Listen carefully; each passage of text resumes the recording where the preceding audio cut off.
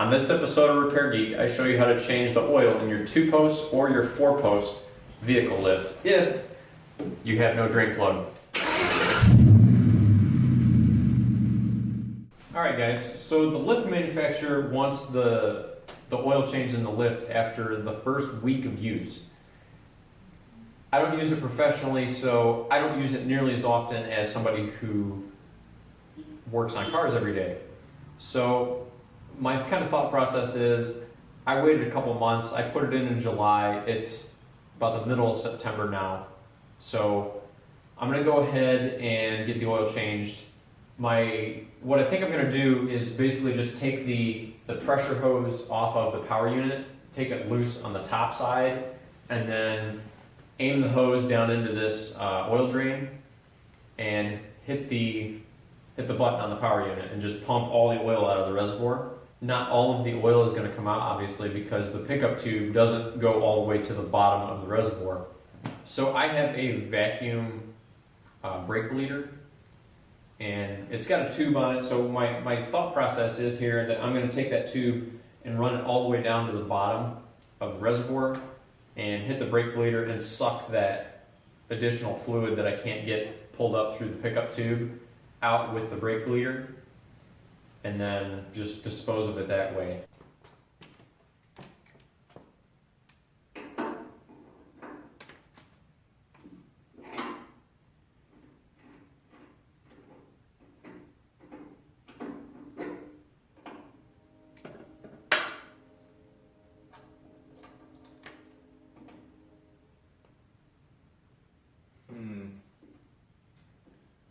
My hose, when it comes down, is like this, so hopefully this doesn't make too big of a mess when I hit the button.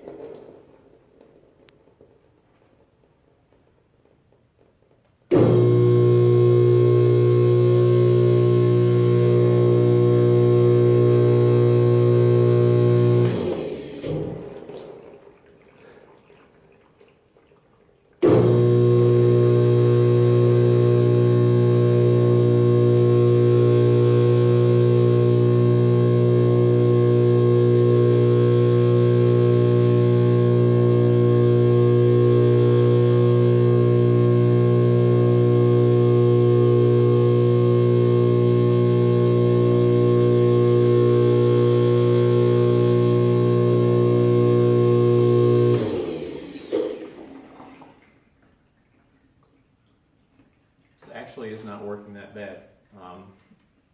Much better than I assumed. The angle of the hose plays a big deal in how much of a mess you're going to make. If you don't have something like this, put a 5-gallon bucket on a ladder. It'll work just as well, but if you have a lift, you should probably have one of these extended oil drains. So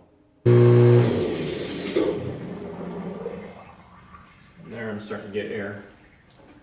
So I'm just going to reconnect the hose.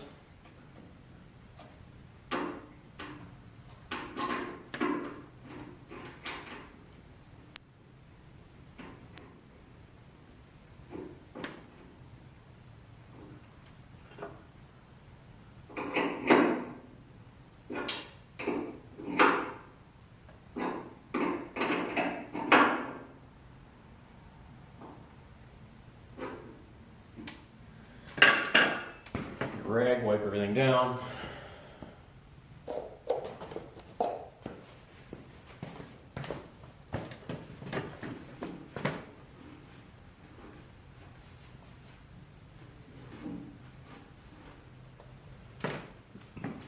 That went about as well as it could have. Depending on what angle you get that hose at, it may splatter like you saw. So I don't know that there's a whole lot you're going to do about it. But if you have drywall and it's close by, you may end up staining your drywall. So put some cardboard or something on the wall just in case, but I don't have that problem yet. I have one of these vacuum bleeders. for brakes, but what I'm going to do is I'm going to use the hose, hopefully, to try and suck out the last of the fluid that's inside here. We'll see how well this works. I'm not sure if it's going to work or not, but we'll find out. It's working.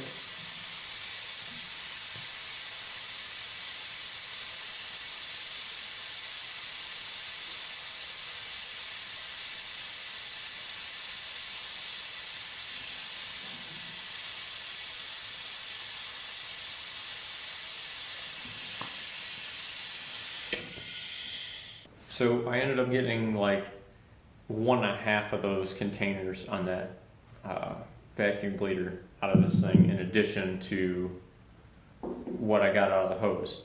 Obviously, the suction hose for the pump doesn't go all the way to the bottom, so any trash or anything that's on the bottom, any metal shavings or stuff like that, isn't going to get drained out by pumping it out through the pump. That's why I took the time and tried to suck out basically as much as I could. I figured this video was going to suck enough, so I didn't show the 15 minutes of me, holding the trigger on that suction gun, pulling the fluid out of this thing. But I'm going to go ahead and dump some more fluid in. Again, I'm just going to use automatic transmission fluid. You can use hydraulic oil. They specify in the instructions what you're supposed to use, but I figured this stuff has dye in it. It's easier to see if it leaks, so I'm going to keep sticking with what's in there.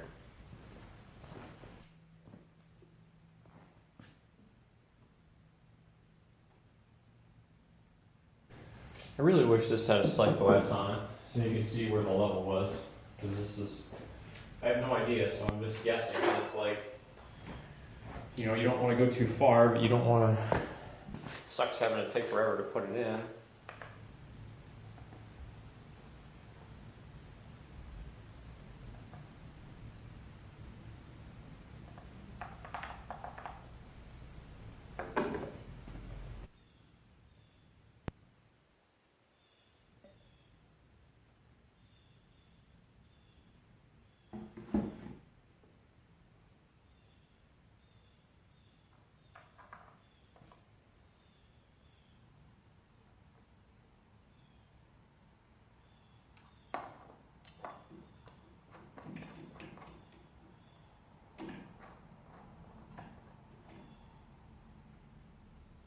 There you go, right at match. Alright guys, that's it. It's pretty straightforward, pretty cut and dry, but I figured I'd record it and upload it for you guys. I'm sure somebody might find this useful. This particular lift is a Benpack.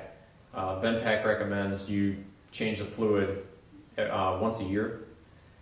I don't use this thing nearly as often as somebody who fixes cars professionally, so I'm probably going to wait 2 or 3 years, just because I think that's just overkill in my situation. That and just it takes about 4 gallons of hydraulic oil or automatic transmission fluid, depending on what you're using. I put automatic transmission fluid in it, obviously, and automatic transmission fluid for 4 gallons of it is like $60, $70, depending on the quality of the fluid that you're buying. So I don't know that it needs it super often if you're a homeowner, but if you're doing it professionally, it's probably good preventive maintenance. If you guys like the video, hit like. If you want to see more content, hit subscribe. Thanks for watching, guys.